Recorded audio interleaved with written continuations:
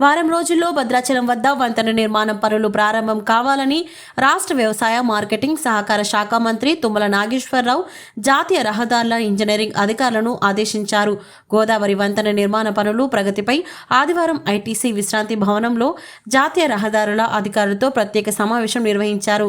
ఈ సందర్భంగా మంత్రి మాట్లాడుతూ 2022లో కేంద్ర మంత్రి బీసీ కండూరుతో మాట్లాడి విజయవాడ సమీపంలోని ఇబ్రహీంపట్నం నుంచి భద్రాచలం వరకు 165 కిలోమీటర్ల రహదారిగా ప్రకటించినట్లు చెప్పారు.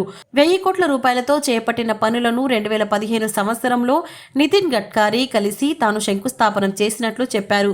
2015 నుండి 2023 సంవత్సరం వరకు వంతెన పనులు జరుగుతూనే ఉన్నాయని, రానున్న ఫిబ్రవరి మాసాంతం వరకు వంతెన పనులు ఏమాత్రం పెండింగ్ లేకుండా పూర్తి చేయాలని మంత్రి అధికారులను ఆదేశించారు.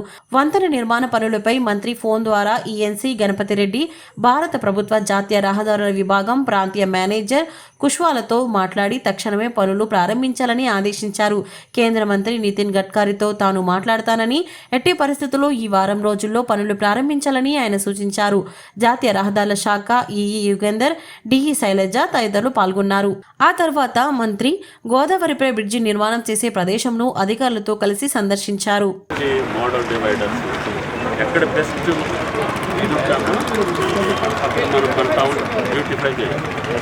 ఇది నేషనల్ హైవే పైసలు కాబట్టి గెడ్డం అక్కడ నుంచి తీసుకుని ప్రపోజల్స్ పంపిస్తే అవి పెట్టాలి. మీ ఈఎన్సీకి చెప్తాను, అక్కడ కూడా చెప్తాను. భద్రాచలం టౌన్ పుణ్యక్షేత్రం, దేశాల వాళ్ళు వస్తారు. కనీసం టౌన్ అన్నా నీట్గా పెట్టుకోవాలంటే రోడ్స్ కరెక్ట్గా ఉండాలి.